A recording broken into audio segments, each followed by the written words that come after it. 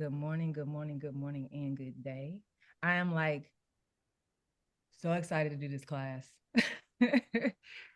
Mainly because um, through my journey with in my graduate studies, I'm learning so much about how plant medicine has been, I'm just going to use the word raped. Sorry if the language sucks, but it has literally just been um, castrated from our healing and then respooned to us. Right. So 1 minute it's terrible. And then the next minute, if someone can make some money off of it, then it becomes something that is all of a sudden beneficial, especially if it can be used for white male purposes of any kind. And therefore, a lot of our plant medicines are going unrecognized as the brilliant healers that they are for us. And they're super duper important for decolonizing our minds, healing our nervous systems, reconnecting with our ancestral roots. This is where the actual magic happens. And we're out here thinking that we are all somehow stoners if we are using it in a medicinal way. So, all that being said, let's start with this slideshow. Okay, so I also want to say I'm new to this. Um, You're not new to this, you true to I'm this. true to this, but also, you know, um, the technological part may be a little bit challenging for me. So I ask for you to be patient, and also because I'm nervous, I may fumble around a little bit. So just be patient with me. All right, the healing power of plants, the cannabis edition. I plan to also do a psilocybin edition. I am really, really excited about the psilocybin edition as well because I've already helped so many clients through their microdosing journeys and have seen just such tremendous change in those who are suffering from alcohol addiction, sleep deprivation, really having trauma around their own spiritual and psychic abilities. Like, oh, it is really, really, really an amazing, amazing herb. But I wanted to do the cannabis edition because 420 just falls on a very auspicious Sunday. Easter and 420 are on the same day, and our ancestral traditions of Easter being a really, really big deal in the African American community, how we normally have rituals around dressing up and, doing eggs and being with our families and having Easter dinner and all those things that I just wanted to gather folks for a special 420 cannabis edition of the Healing Power of Plants. And I'm probably going to do something that I'm not supposed to do in the, you know, marketing content creator world. I am teaching this class because I want you to come to the 420 retreat that I am holding on 420 in person in Atlanta by the lake. I'm also deciding if I'm going to have an online component of that, but it is going to be really, really beautiful and also have a silent, a sound journey, but also a silent portion by the lake and by the water where you can download and just be in that peace and that healing by the water, which you'll understand why water is so important to me in a moment. All right. Okay, so all of us have mentors. We have elders in the African tradition. We always have those who have come before us. And so I wanted to really highlight the two folks that I shouldn't even call them folks, like amazing women that have walked me through this magnificent journey of understanding healing and understanding herbs. So Mami Wata, Voodoo in Chief, is Mama Sagbe. She is my godmother of 20 years. She was the first priestess to really, really understand who and what my lineage is. So I had spent many, many years um, in a psychological state of psychosis, essentially, because I have so many spiritual gifts. And so I would go to different healers and different diviners, and they would always say, sis, those ancestors are sitting right beside you, but we have no idea who they are or what they are doing. Like, we don't know. And so I would do different ceremonies, sweat lodge ceremonies, which is a traditional indigenous ceremony that I would do with the other lady that you see on the screen, Angelique Greer. And I would turn the whole the whole sweat lodge ceremony up, right, just by invocation of the spirits that walk with me. And then we would go by the water, and I would want to jump into the water, and essentially what it felt like would be to just commune with something. And so that was Mami Wata. Mami Wata often takes you to the water and asks you to jump in, and then you literally drown because the spirits of the water take you in. Right. And so another godmother of mine had met Mama Zagbe and said, you really need to meet this woman. She was clairvoyant. And so from that point, she began to read me without any tools. She knew exactly what was going on with me. And what really struck me is that during the reading, she said, don't worry, we will help you. And when she said we, I knew I was in the right place, because we meant not just her, but the spirits that she walked with, and also the community of healers and priests that she had walked with were going to help me. And she said, you just keep holding on, keep taking another breath. But on my way there, I literally told myself that if I drove away from this place and she could not help me, I was going to drive my Cadillac over the water. And I already had a son, I already had family, I had all of those things. But my gifts and what I now know as my gifts, I did not understand them. I did not have any faculties.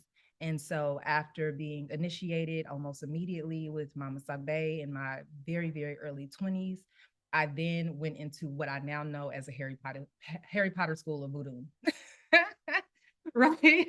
And so I learned all of the herbs, all of the ceremonies, and you do it all by watching. The West African way is not the way of books. You can only intuit, download, and learn from an elder, right? You're not giving some type of practicum and curriculum and steps to take, none of those things. They see who your spirits are, and you begin immediately training in the specialties of those particular energies. So when I say those particular energies, in the voodoo, almost all, you know, people of the diaspora have guardian spirits and guardian angels. And so in the voodoo, is the translation is just spirit. There's nothing scary about voodoo whatsoever. It has literally been demonized for a reason, because it is so incredibly powerful. And the Mami Wata tradition is especially adept at prophecy and divination and helping people to get on their own divine path. And so we can divine for people in order to help them to understand their life and their life purpose. And they can also understand their own intergenerational trauma.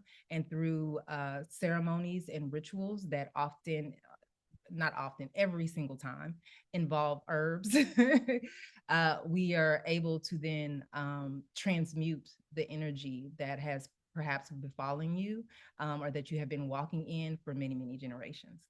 And during my young life, even before I met Mama Sabe, I met Angelique Greer at a conference, HBCU conference, where she was teaching herbs, healing, no, herbs, slavery in the South, right? So I'm 19 years old going to herb slavery in the South as for fun, because I didn't even know who I was. But I was like, oh, that sounds like a class I would love. And uh, after the class, I think I met up with her, and She looked me in the eye and she said, I love you. And there was some type of connection there that I could not even begin to explain. And we have been best friends since that day forward. She is 10 years my elder. And eventually we opened up, created Sacred Waters Retreats together, which will be held in May. So there are two opportunities for you to work with herbs and healing with me. That is the 420 retreat, April 20th, and then the Sacred Waters Healing Retreat, which is in Tennessee, May 22nd through 24th. And it is a huge herbal conference and ceremonial conference. It's magical. Like most of the time, people just, it becomes their mecca and they just come year after year after year to hear the speakers. And we also do ritual in that. So you're not just learning, you're actually doing.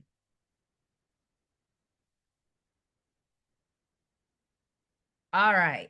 So that's a little history of me and why this class was just so important for me to teach. So the agenda today, we're going to do the history of THC and the legalities, right? Because everybody want to know what and the what, right? Like most of us in this generation have been taught that it is so taboo, and now all of a sudden it becomes legal in the last like 5 or 6 years, and like what is happening. And then we're going to do what's the math, like what's your dosage, optimal use. This is a little bit out of order because we're actually going to do the science and the medicine second, and what's really on your nerves. Right, so teaching you about your nervous system and how cannabis works with your nervous system, and then what type of dosage that you need to take, and like how you can read those new finagled labels, because cannabis now is, no lie, about at least 20% stronger, 20 to 25% stronger than what our parents were taking. And so what I'm saying about our parents, like I'm talking 60-year-olds when they were all puffing and smoking, you know what I'm saying, in the 70s and 80s. What we're smoking now is so much more potent. And so that also puts us at a greater risk of addiction. And it's something you really got to understand, because there's a huge difference between healing yourself and then your nervous system then becoming addicted to something that's really, really high potent.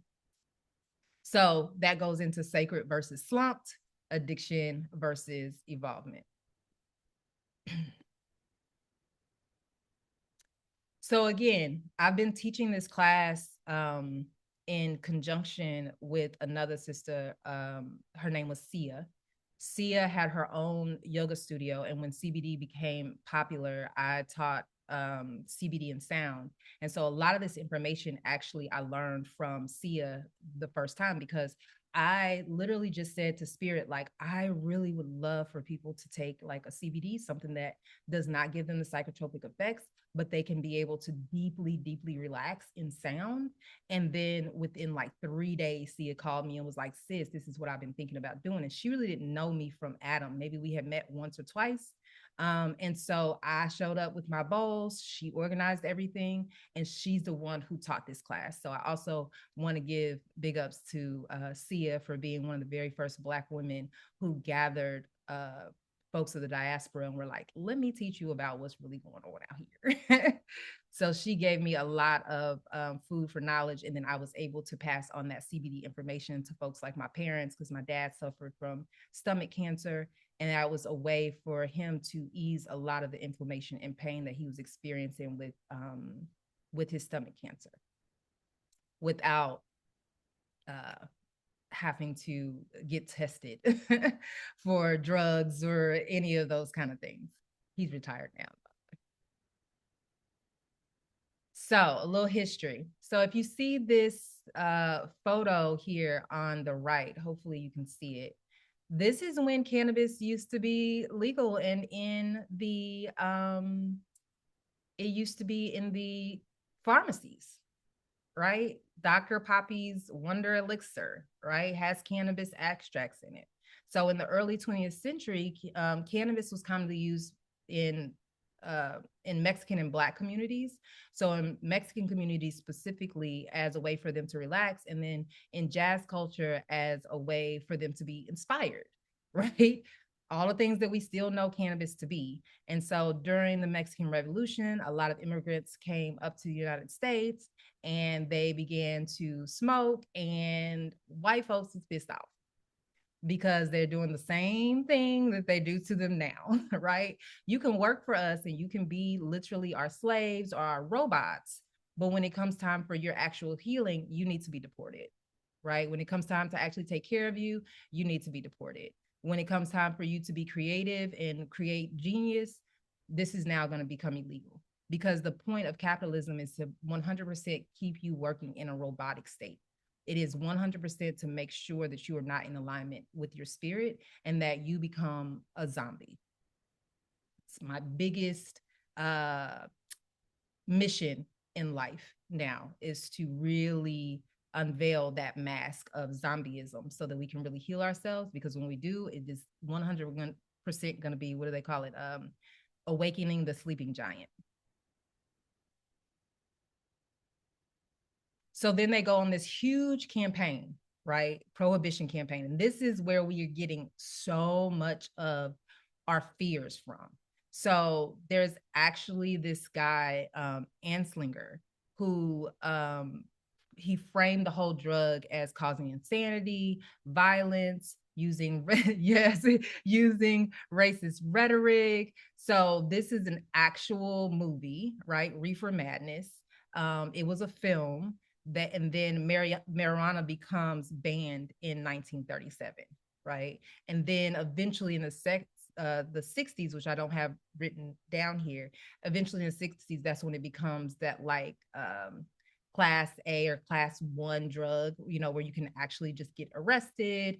Then that again turns us into a whole entire slavery system, right? So if you're using marijuana or if you are selling marijuana or anything in that, now you get to go to jail, and now you get to, again, be a slave in the system. You're having to pay attorneys, you're having to pay the system, you're now in the system, and you're having to work while you're in jail to, pay off your time. You come back out, you're on probation, you're again paying back to the system, right? So you see this whole loop of capitalism that happens around this very natural herb that you can grow outside, like houseway. Like that doesn't even begin to make sense. So the question for you is it legal, right? Is it legal for you? CBD and THCA are legal in all 50 states. So if you need something for your nervous system, you don't need to necessarily feel any of the psychotropic effects. You can go and get CBD anywhere, period, dot, no issues. THCA, which we're going to see a little video about, is also legal in 50 states, and it does have psychotropic effects. Now, if you want to travel to use weed, Canada, Uruguay, Malta, of course, parts of Europe, of course, Thailand, Mexico. I put Jamaica in there because, come on now. That's all I got to say about that. And then these are the states that it is legal, meaning that you do not have to have any type of prescription or anything like that. Don't worry about writing any of these kind of things down. I'm going to have, you're in New York, and I'm from Missouri, so it is legal in Missouri, which is so interesting because it's the middle of America and most of the things come very, very late there, but it is legal there. But I am in Atlanta, where CBD and THCA are the only legal things that we can have. Yeah, I was saying you don't have to write this down because there's going to be a downloadable PDF for a lot of this that'll be coming into your inbox. So this was very interesting to me because I moved from Missouri last year. I moved from the Dominican Republic, where it's illegal. Then I moved back to the States in Missouri, where it is legal. And then I moved to North Carolina. And when I moved to North Carolina, I think because of where I was moving to Asheville, North Carolina, which is huge on healing and all these things. I assumed that it was going to be legal. It was not. All I could get was these pre-rolls with THCA. And I was like, what is a THCA? Now, having lived in Georgia, I was like, I know what Delta 8 is. And I had smoked Delta 8 and was like, not really feeling this. This feels kind of chemically to me. I don't like things that feel, taste, or have any sense of chemicals. I, try my best to eat natural foods. I try my best to live a natural life. So even things like ketamine, I'm kind of like, you know, is that lab produced? I'm not sure if that's something, that I want to try. MDMA, same thing. I'm kind of like, is that produced in a lab? Is that something I really want to do? Because I really have this big thing about really being true to the natural herbs of the earth. So let's see if this is going to work. It worked. Hey everyone, I am in a hotel room in Barcelona recording this because our THCA video drummed up a lot of questions. So we wanted to bring in an expert. Now, products marketed as THCA are really a new category that there's not a lot of information about. So I wanted to reach out to our good friend Riley and ask her what her thoughts are and get the real information from a PhD who knows, not just about what's being marketed, but also what is the actual deal with THCA. THCA is actually the version of THC that the cannabis plant is always making. And the plant is producing all of these different cannabinoids like THC, CBD, CBG. This right here is actually a THCA molecule. And what I'm spinning here, that is the acid form. This is a CO2 group. When you heat this up, this part of the molecule breaks apart, and now you have your THC molecule. And this is the molecule that's actually binding to your brain and, getting you high. So you have this whole market of THCA products, all because the 2018 Farm Bill very specifically says any hemp products that have less than 0.3% THC are legal. But the people writing those bills didn't understand that all of the flower you buy at a legal dispensary is THCA flower. So right when that Farm Bill was written, all cannabis flower products essentially became legal, made a lot of people pay a lot more attention to THCA and changed the language that they use in promotional material and marketing to really focus on THCA. Yes, definitely. There are high quality products out there that are lab tested, and they're going to be essentially the same level of quality that you would find at a dispensary. But something that consumers have to be aware of is that there's different testing standards for the THCA hemp market compared to the legal dispensary market. The only testing that's required in those markets is potency testing. Now, that flower does not have to be tested for molds or pesticides or heavy metals. You really want to make sure if you are buying THCA products that you're buying them from a reputable company that is providing a certificate of analysis and doing their due diligence to do above and beyond testing, beyond what they're required to do. You really want to make sure that there's still high quality products that you're buying and you're not just buying them because it's the only thing accessible for you. Now, with that being said, not everybody is producing cannabis in an altruistic way. You have to be aware that some people are spraying cannabis. They'll take hemp flower and they'll spray it with THCA. And I would not recommend those products at all. After our series of stories on cannabis last week, we got some questions regarding Delta 8, 9, and 10. They are all hemp, but they all do different things. When you're talking about Delta 8 products, Delta 10 products, HHC products, K2, spice, all of those synthetics are made in a laboratory, and they're typically actually made from CBD as your starting material. You essentially add different levels of heat and acid and maybe some other reagents, and that's going to transform CBD into these other psychoactive compounds like Delta 8 and these other similar compounds. I think the synthetics is where the most danger is with this 2018 Farm Bill. And inherently, there's nothing wrong with Delta 8 THC or Delta 10 THC or HHC. The issue is it is a relatively unregulated market, and these are synthetic compounds. So unlike THCA or unlike plants that are like producing these molecules in a natural way, when we're working with synthetic cannabinoids, now we have byproducts of the synthesis making it into the final product. Now it's like more of a question of health and human safety. Whereas in my opinion, the THCA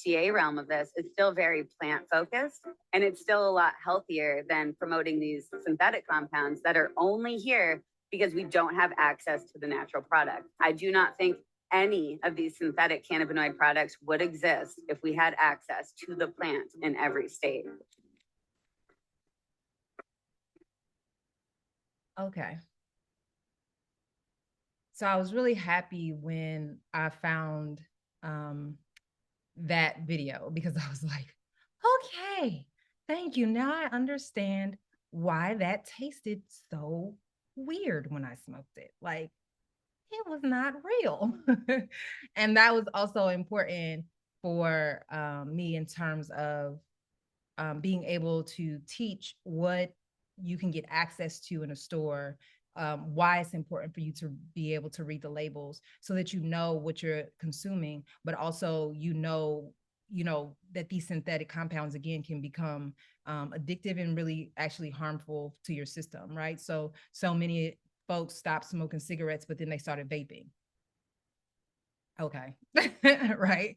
You just went from bad to bad. Like, it was just crazy. And there was nothing wrong with smoking tobacco ceremonially. Again, that's something that our indigenous folks did, but they didn't add all these addictive compounds and a whole bunch of synthetics to it to make it become addictive. There used to be a ceremonial tobacco offering, a pipe ceremony that you use straight tobacco with, and then it becomes this whole thing that is a commodity. People are addicted to it. Long story short, you get cancer, you die, all of that, right? Okay. So the endocannabinoid system, endocannabinoid system. This is the most exciting part for a person like me who is a sound healer. This is great for me because I'm working in sound in your neurotransmitters. I am working to help your body to come to a homeostasis space. And I am looking to help you relieve pain, sleep, appetite, memory, all of those type of things are what I'm looking to do in the sound journeys. And so having a bit of CBD or something with a cannabinoid in your system helps you to get to that space a lot easier in a healing way, right? And so they work really, really well in conjunction with one another.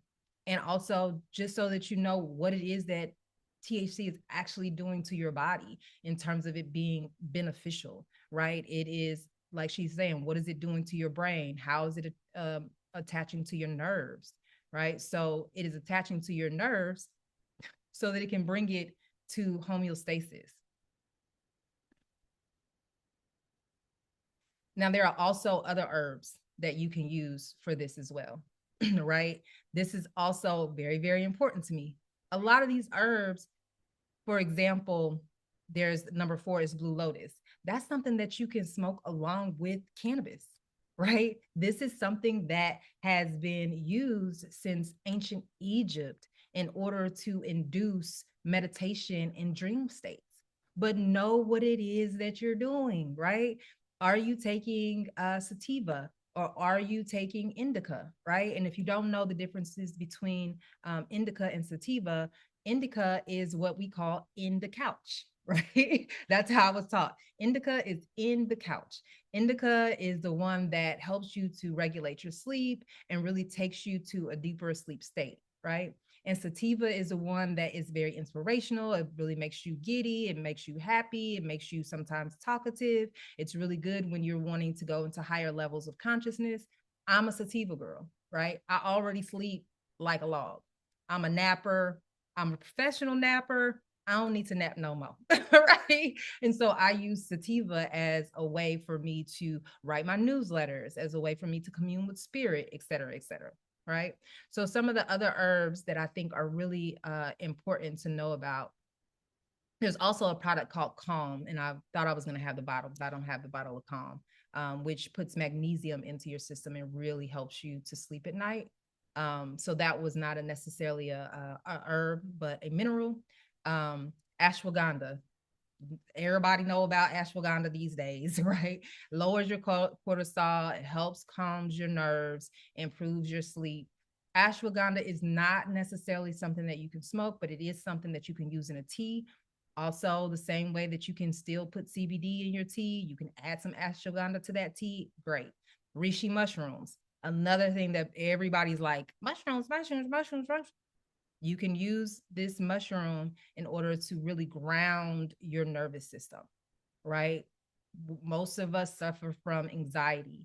Our anxiety is not made up. It is completely constructed, right? Anxiety comes from feeling a lack of confidence from within, right? Feeling this sense that you might be in the wrong place at the wrong time, or you're doing the wrong things, or what have you, or what have you.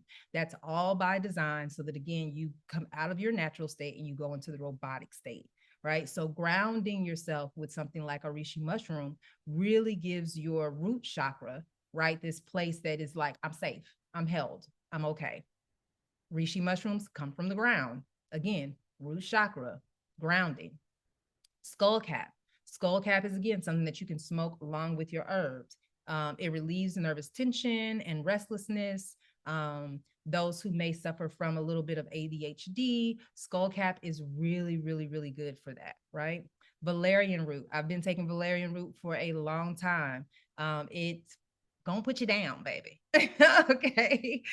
So valerian root has strong sedative effects, right? It's great for deeper sleep. So if for whatever reason your sleep cycle and your circadian rhythm is off, these are herbs that you can go to begin to really calm your nervous system in the same way that THC can calm your nervous system. It's not the only magic herb out there that is taking you to a deeper place. It's just the fact that THC has a psychoactive effect that basically white folks was not down with, right? Because they couldn't control it. And they couldn't control you. So, you know. So anxiety, pain, and sleep, these are the best things that THC really, really helps. So it soothes your anxiousness.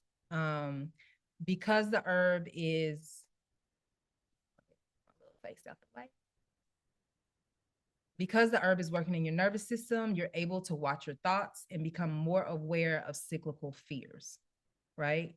Fear, I had to define it as false evidence appearing real. False evidence appearing real. So anxiousness is a space where in our minds, and probably from trauma that's happened to us in the past, we are in like this fight or flight mode. I have been in fight or flight mode for most of my life. I used to wake up every single day with this feeling in my gut. I was overworking, overgiving, all of those things. So when I would wake up in the morning, I would automatically feel this anxiousness in my gut. And it was not until 2020 when I started to, didn't have shit to do, right? And then my homeboy is a weed head. So he's bringing, you know what I'm saying? It's springtime. We're sitting on the back porch smoking. And for the first time, after I would say about 12 weeks of smoking, not only did I understand my connection with spirit so much more, but that feeling that I had had in my gut for almost a decade. I woke up and was like, oh my God, what? I can't, how is that possible that I don't feel that feeling? I kept thinking, is it going to come back tomorrow? And it didn't come back, right? Because at that point, I'm doing sound healing. So I'm retraining my nervous system and I'm smoking, right? And so I'm anchoring into the root of who I am, and I'm feeling extremely safe in who I am as a spiritual person, as a Black woman in the world, right? All the expectations that I had told myself, I at that point knew were not real. And so I was like, okay, wait a minute, something deeper is happening here. Like I am truly healing myself because I am actually knowing myself better, right? So as I'm in these spaces that I'm smoking, I'm in silence. There's nobody around. Who am I talking to? There's nobody to talk to. So all I have is my journal, and I begin to see the things that I'm writing, and I'm beginning to see my deeper connection with spirit, and I'm starting to see my empathic ways and understand myself in a much deeper way. And I was like, oh, this is what the Egyptians were saying when they said, man, know thyself. When I say from that point of healing my nervous system and then continually using cannabis in ceremony, I got to a point now where my manifestations are insane because I know myself, right? I know how to go into a universal alignment, capture what it is that I'm needing for my future, and then manifest it into this reality.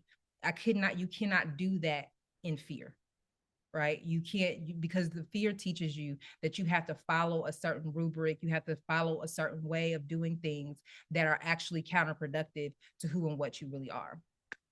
All right. So those are my mystical experiences around, healing my nervous system and really bringing myself into alignment with it. I spoke earlier about my father, right? So CBD is really, really, really, really great for soothing your body, right? Your aches, your pains, your arthritises, your chronic pains. Even I know there are those clients that I have who have like endometriosis, so they use CBD and they use sound meditations daily so that they can really soothe that chronic wound pain. And it is 20 times more effective than aspirin, right? Now, aspirin is not necessarily, it's the root of aspirin is actually white willow bark, right? Again, folks don't know it, but aspirin is actually made of white willow bark, and that's where it, actually comes from. But CBD is even stronger because of what it does in your neurotransmitter. It really alleviates your inflammation, right? Inflammation is your body just trying to fight, like, I'm out of homeostasis. I'm out of homeostasis. So it's bumping, up against something else, causing a friction. And that friction is what's creating pain in your body. And so what CBD does is really attach into your nervous system and relieves that tension so that your body is able to heal. And then, of course, it helps you sleep. THC activates your natural sleep receptors and returns your body to its natural circadian rhythm. So again, if for whatever reason you just had a super hard day, your mind will not stop, right? Because you're thinking about now what you have to do the next day. THC can really help you to just sleep. Another reason that I decided to do this class is because my whole family had a very, very difficult year in their relationships. Marriages that had been together for a decade, 2 decades even, were painfully disrupted. And so I was getting phone call after phone call after phone call, trying to help them to regain some sense of safety. And of course, they weren't sleeping. And so every single time these, very, very ambitious, high earning, folks in my life, I'd be like, hey, I need you. I'm going to give you a half of this gummy. I know exactly the dosage you need. You're not taking drugs, right? Every single time they were like, oh my God, I got to sleep for the first time. Oh my gosh, Shana, thank you so much. Okay, how much do I need? Okay, you're just going to take a fourth of this little gummy. You're not taking drugs. Go through the whole thing all over again, right?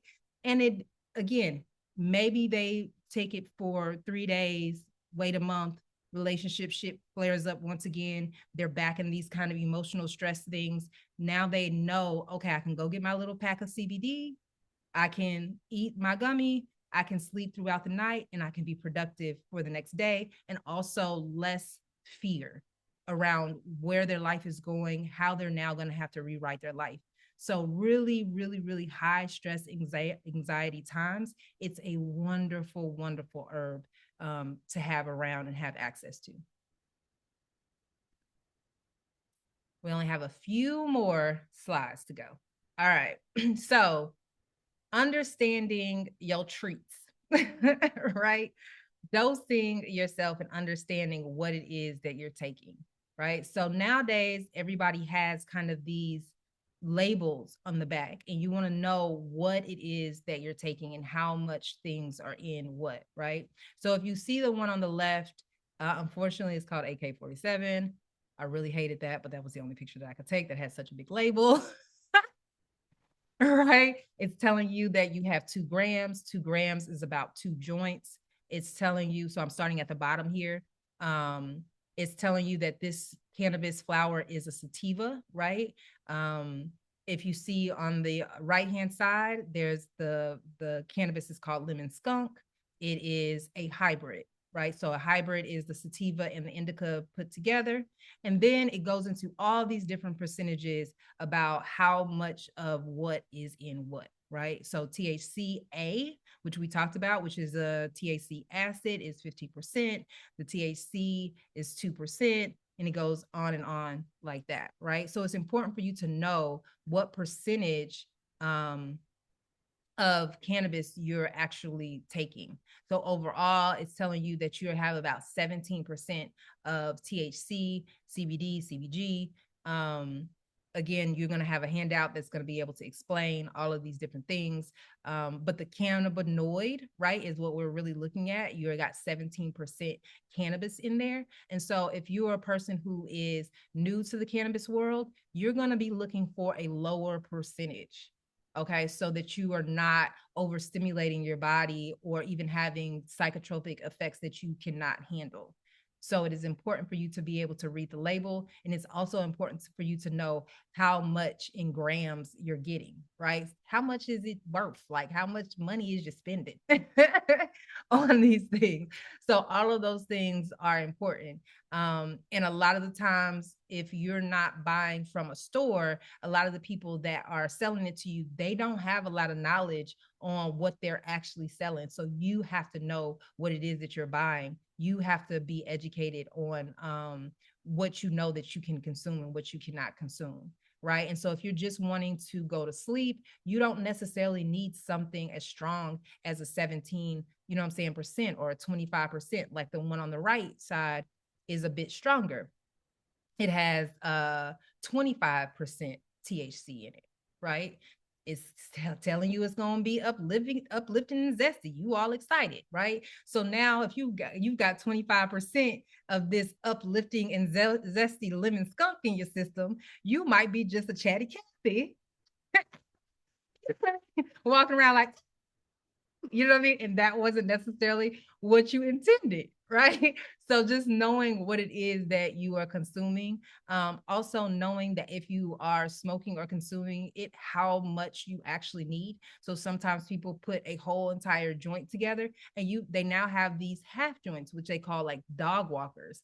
Dog walkers are just a half of a joint that maybe you take 2 or 3 puffs and that's all you need. Right? You don't necessarily need the whole entire joint or the whole entire edible, right? So this is another really great example. I had some cannabis in coconut oil, right? And the coconut oil had 1,200 grams of THC in it. And then from the same place, I had bought an edible.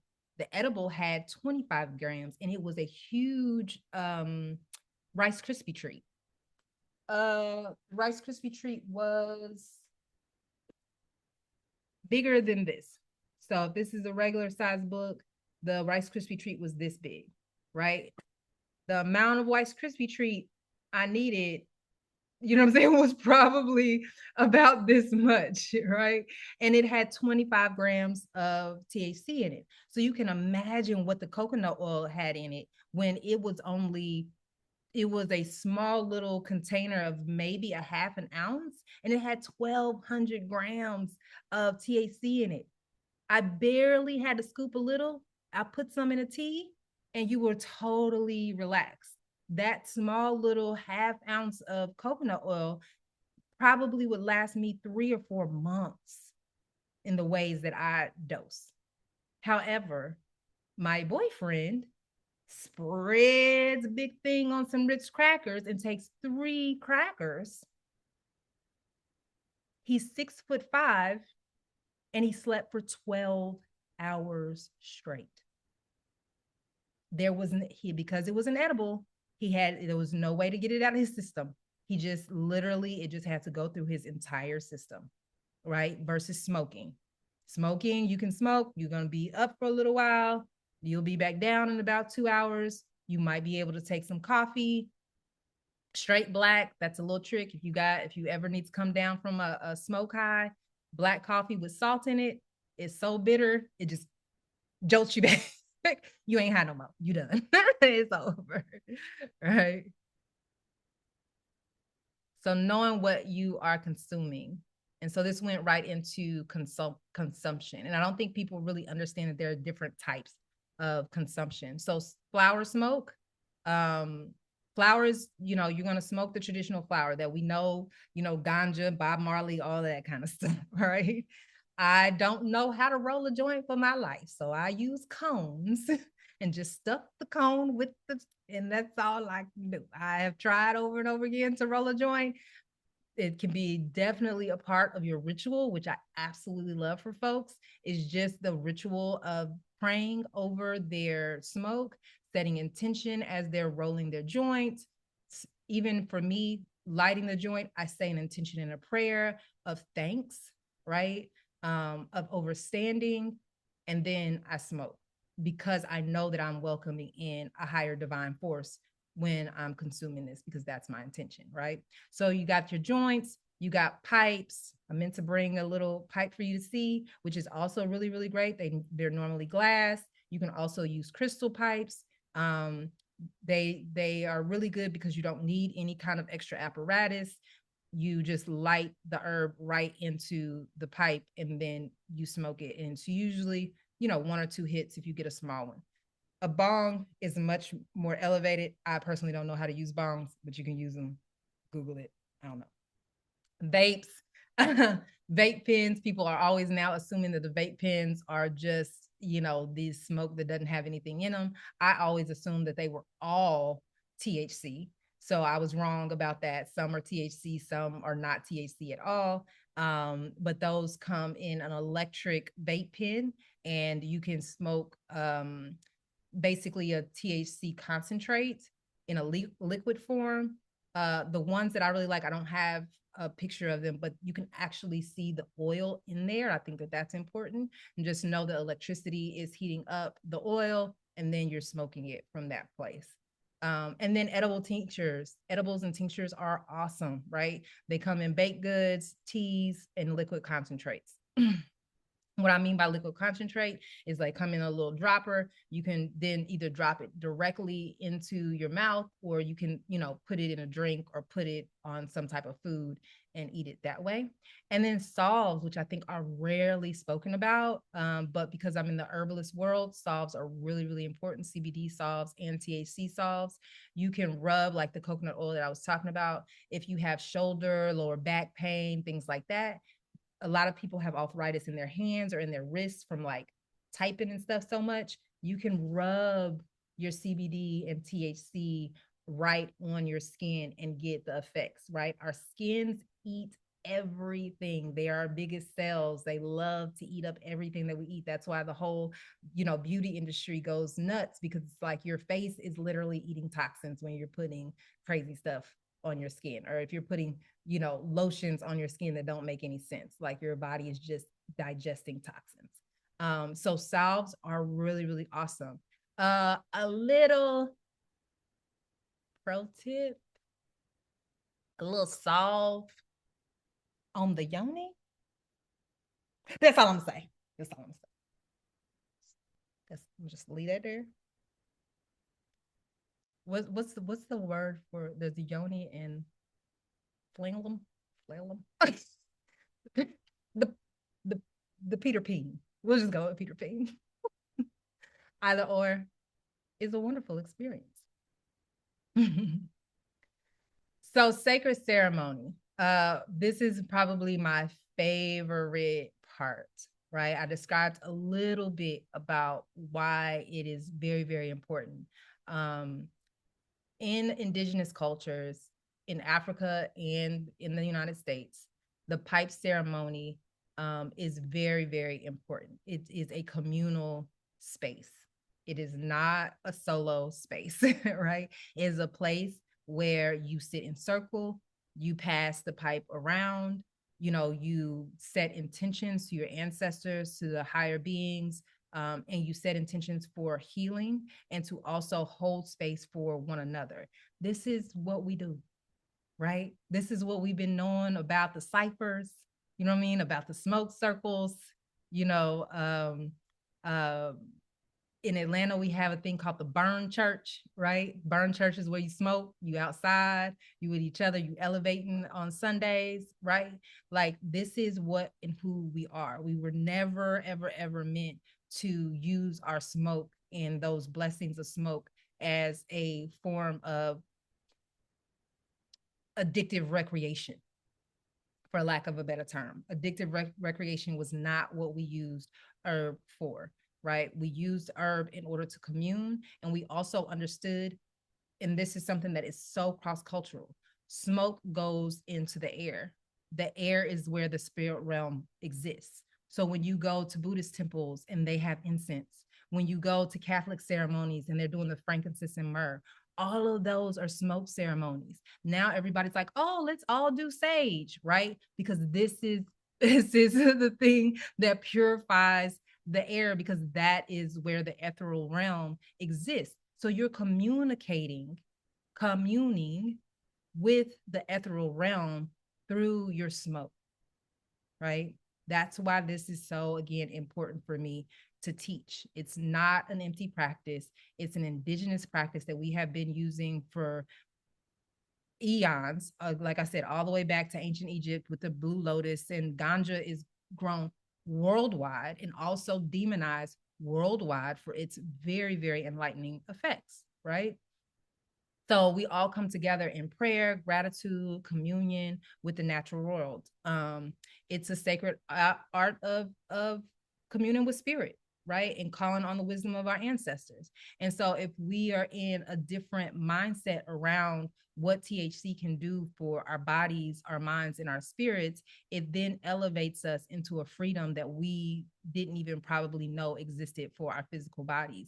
We can then break literally the chains of slavery, like that had been passed from generation to generation and generation, that have just essentially taught us to hate ourselves and to hate our natural ways of being, because our natural spirits are going to be in resistance to the way things are done in the West, because they don't know that shit. You know what I'm saying? Like our ancestors are like, this shit nuts. Like, what are we doing? And so now you feel this kind of war within. It was Mama Sagbe who told me a decade before I started smoking. So 2010, I go and I have a yearly reading, and she said, oh, the spirits say that you love marijuana. And I said, Mama, no. No. The spirits, no, I don't do anything like that. And she said, well, they're saying that you really love it. Like, I don't, okay. She said, well, then you find some and you put it on your altar. And that's exactly what I did. I went and I found the ganja, I put it on the altar, and I left it there for a decade, literally a decade. Like the little baggie, there was like a dime bag, sat on my altar for 10 years. I didn't know what they were talking about. And that's how the voodoo worked. That is how your ancestors work. Almost all voodoo readings are like a decade ahead, you know what I'm saying, of your life, right? And I didn't learn that till later, but I was like sitting there smoking. I was like, this is what they were talking about? Like, not only does it heal me, but now I'm going to be teaching how it heals other folks. Like, when I say just mind blown, but that's how the voodoo is, right? They're literally earth magic energies and entities, right? And so they, of course, know your road before you know your own. So they're able to share with you, you know what I'm saying, what path that you should go on. And so, you know what I mean? Here I am. I feel a little behind, right? But I made it. I kept on walking, and so I made it. You know what I'm saying? But yeah, I had no idea that I would be teaching this type of thing at all. I want to show you some of the books that I used to read just on my, I just feel like reading that, right? So I read stuff like China's Second Continent. This is all about China, what we are experiencing now with China invading, not invading, but basically being the new colonizer of Africa, because I'm really into economics. I'm really into the markets. You know, a Capricorn. I love money, all those kind of things. So I used to read this in my fun time. African Holistic Health. This is all about how herbs and eating can change your life. Buffalo Woman Comes Singing. This is all about herbs, rituals, 100% about the ceremonies that we keep in the indigenous tradition. And I've used this, I got in 2000. So this is Queen Afua's book. So Queen Afua is now, everybody knows her on the internet, but she has been doing this work in herbalism and healing forever. And her forward of her book says, I am a distinctive, beautiful flower and a healing herb with a heart, a mind, breasts, buttocks, and a womb. I come with sacred earth medicine to heal myself. Also, oh, look, he's trying to come up. Also, Gucci Mane, just have to say. So good. So good. I'm just saying, so good. And then this big whopper of a book, the Encyclopedia of 5,000 Spells. This is an herb book. This is an herb book.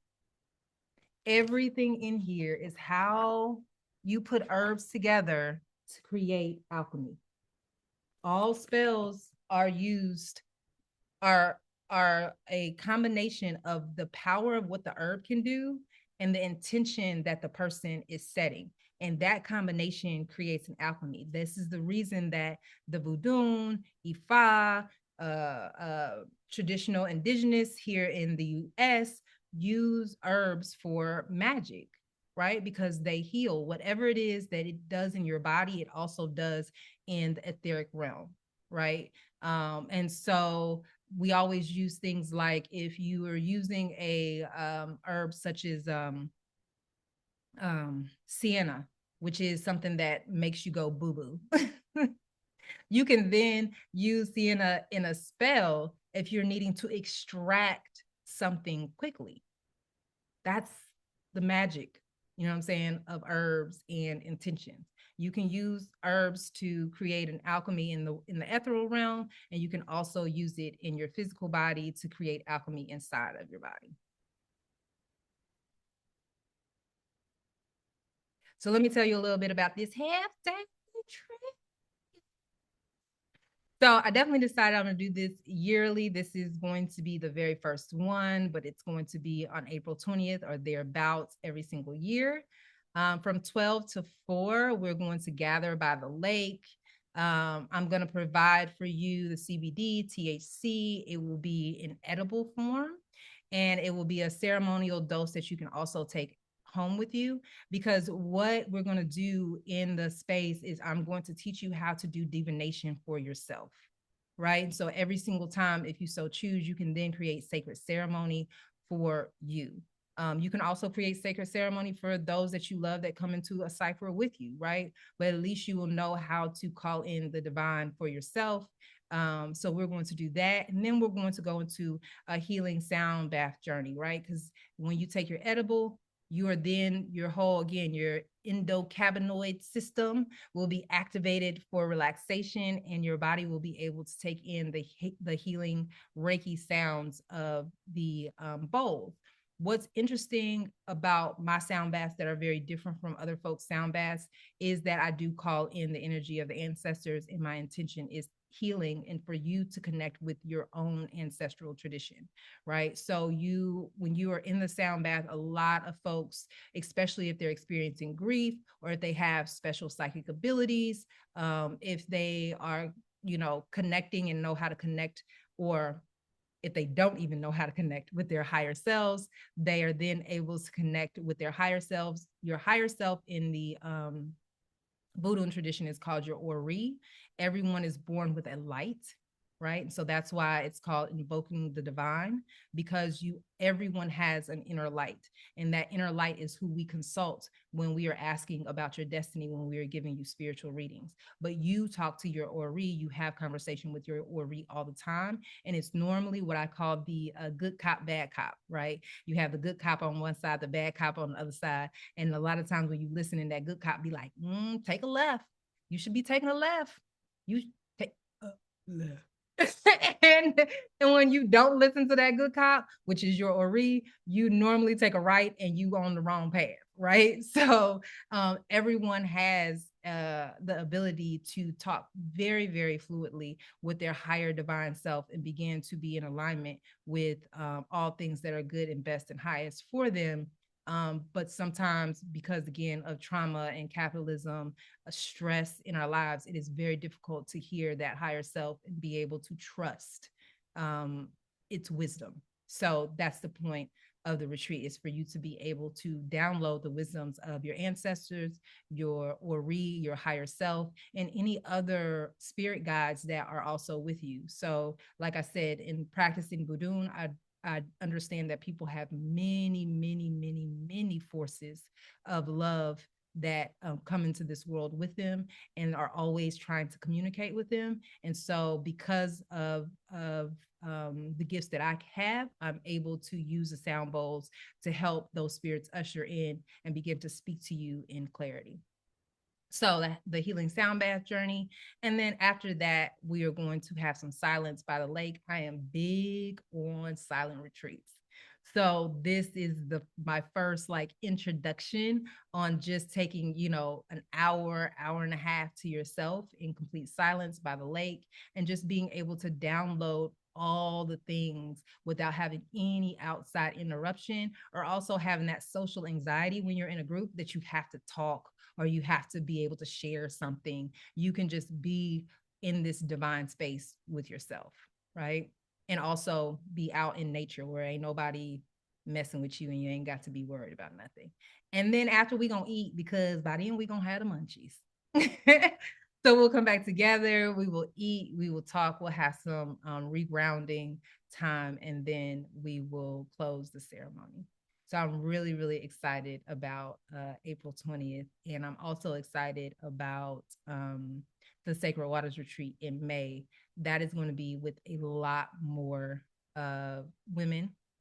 That one is a women-focused natural retreat. And normally it's around 25 to 50 women. We've had up to 100, but I don't think this year we're shooting for 100 women at all. So it's much bigger. This day retreat that I'm having at the lake is between 5 and 10 people.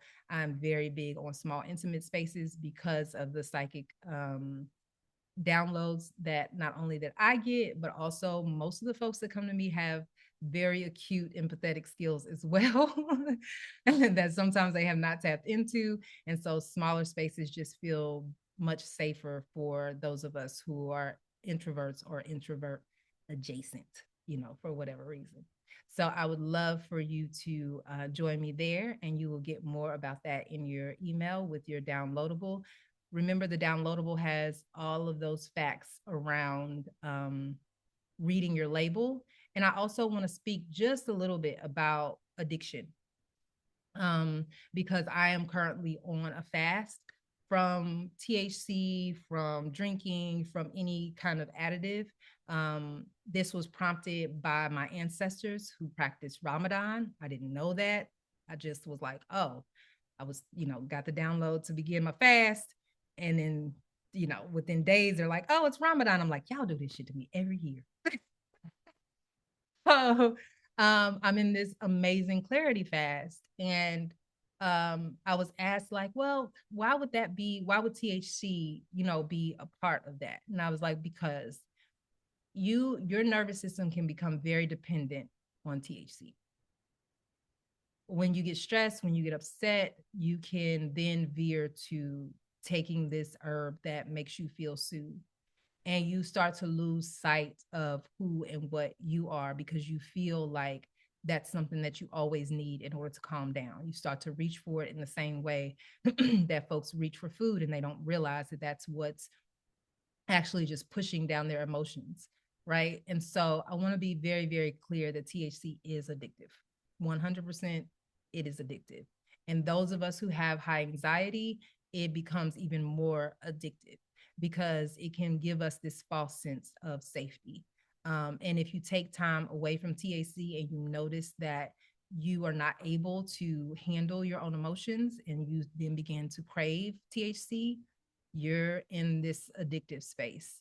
If you begin to form a habit that really doesn't even have anything to do with soothing your addictions. You just wake up every day and you're just waking and baking, right? You're literally just baking. There's nothing happening, right? You're drinking coffee and you're taking THC. Why are you going up and then you coming back down? What are you doing? Right? So asking yourself, in what ways am I actually evolving, or what ways am I invading, right? Is very, very important when you're in a space like weed that is you're become dependent on, because you are looking to evade what you are actually trying to heal, or what you were thinking that you were healing with THC. So there is a fine line. And if you need help, and what I mean by help is you need support in just breaking the habit, or being able to just really explore other ways that you can soothe your nervous system, then let me know. I'm going to school to be a therapist. I get it. Right? So I can totally help or refer you to someone who can help, because that's real. I've definitely experienced it myself.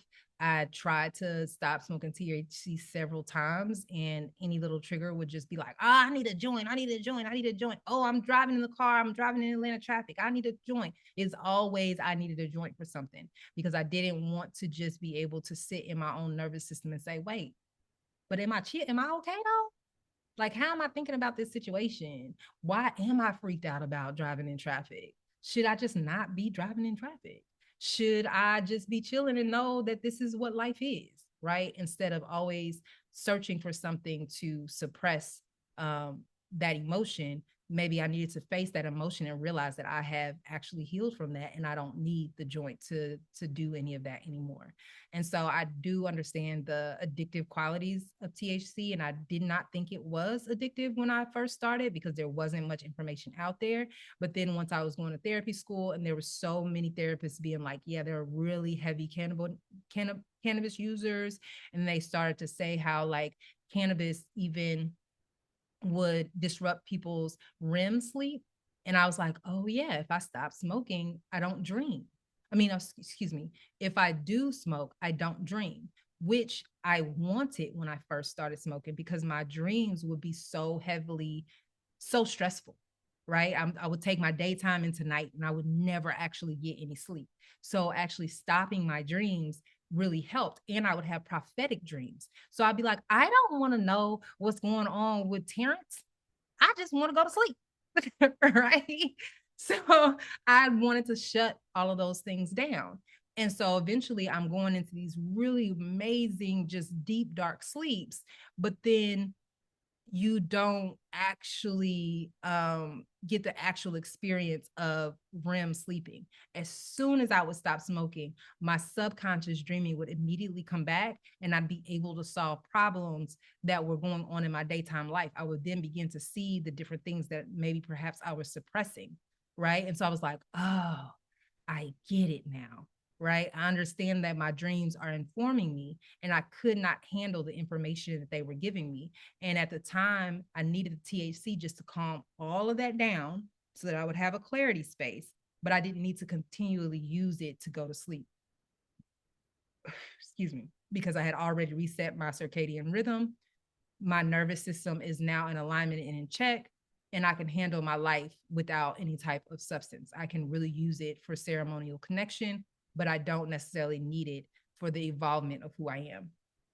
So being able to self-reflect enough to know if you, again, are in a ceremonial evolving space, or if you're in a place where you're devolving and you're actually suppressing who and what you are in order to cope, right? And there's a huge difference in that. But support is always there. It doesn't mean that you have to stop smoking cannabis for the rest of your life or anything like that. It's just about knowing yourself. That's it.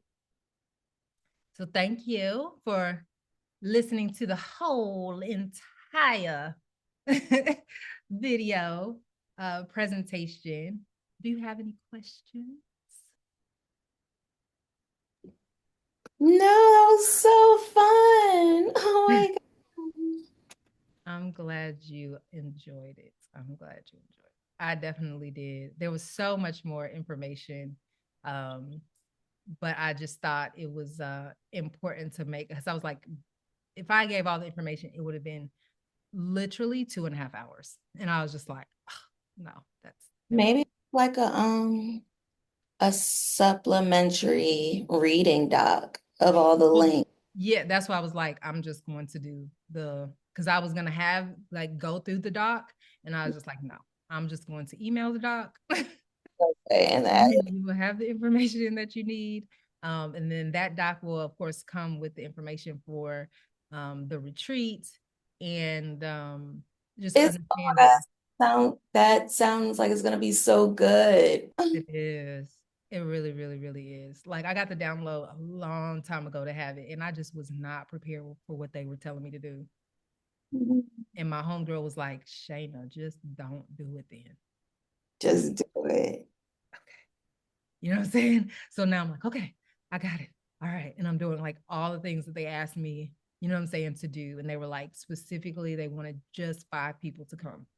Like, we want 5 and that's it. So that's, I'm like, okay, I'm going to put the limit up to 10. But the goal is just to have like these 5 folks in this really intimate container, and for them to understand the ceremony and the healing, and then to be able to continue on with each other and continue to support one another with whatever downloads, you know what I mean, that they receive. So it's like, okay, because so many of my clients, like almost 100% of my clients, are psychics. Oh my gosh. Yeah. Yeah. Yeah. I'm stressed. Well, it's just like I was telling you. I was like, if you would just whip out your bippity boppity boo, your ass could just get a job. Like, stop playing out here. Stop playing out here. Like, okay, yeah, you just need something. Like, we know that you want to do, you know, your inspirational, your purpose work, but you are so stressed out about the money, you can't get those done. You see what I'm saying? So you're gonna have to bippity boppity boo and align yourself so that you can just get a paycheck. And then now you're still doing your art. Yeah. Literally just had this conversation with Katiuska. What was that on Sunday? Yeah. So yeah, it's like, yeah, as long as you get in alignment with your spirit, like, you're gonna be all right. But anytime you in any kind of fear or disruption, you know what I'm saying, around that, it just keeps you in a chokehold. And I Mm, just know that from experience. Like, oh, okay. mm. I get it. Who fuck lives with chronic anxiety as an entrepreneur who has their own business that they've created, that they're only around Black women every single day, loving up on them, you know what I'm saying? And never being able to get anywhere. Like, I literally was like a person chasing their tail. I could never make any more money. I could never expand the business. I could never give the clients things that I wanted. I could never fulfill the things that my friends were asking me to do. Like, I was just running around in circles and circles and circles and circles and circles and circles. I just could not get it together. I could not get it. Like, 2020, I thought that was like, I thought I had prayed that into action. I thought I had prayed that to happen to all of us. Because I was like, I need a month sabbatical. I was like, I guess the whole world getting a month sabbatical. The same thing happened in Asheville when I moved to Asheville. I was like, yeah, I was like, I don't want to live here. This landlord, it sucks. Like, she's the worst. And like, I have to figure out how to get out of this. And a hurricane came. And I was like, so I was like, everybody need to move. Everybody need to move. That so, yeah, like when I tell you, I don't be playing. Like, I'm like, yo, like I have no. I know it's like you don't have that type of power or whatever, but I literally know people, and I have changed the weather. I have seen it. I know that it exists. You can ask any old African person, do they know somebody who can change the weather? Yes. Girl, no, because ask anybody. If it snowed, that was me. That was you and my son together. You and y'all Capricorn cold asses be like, I was just talking about that. I'm like, oh my God. In that freaking interview I told you about, I was like telling her how, oh, it was raining. I was like, if it rained or if it stormed, it, it was that's probably me. Yeah, I love it. it was probably me. All right, let me pause this recording.